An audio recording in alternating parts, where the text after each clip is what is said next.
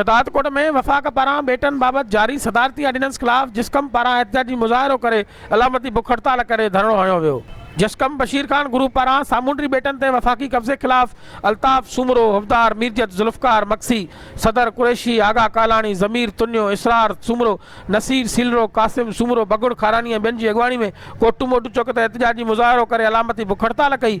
उन मौक़े ते अॻवाननि मीडिया वारनि सां ॻाल्हाईंदे चयो त वफ़ाक़ पारां सिंध जे ख़िलाफ़ साज़िशूं का नई ॻाल्हि न आहे।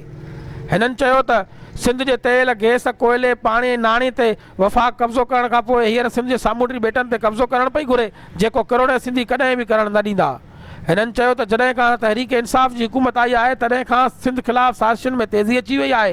हिननि जो वधीक चयो त सिंध जे बेटनि ते कब्ज़े करण लाइ PTI सरकार सदारती ऑर्डिनेंस जारी करे करोड़ सिंधियुनि जी दिलि आज़ारी कई आहे।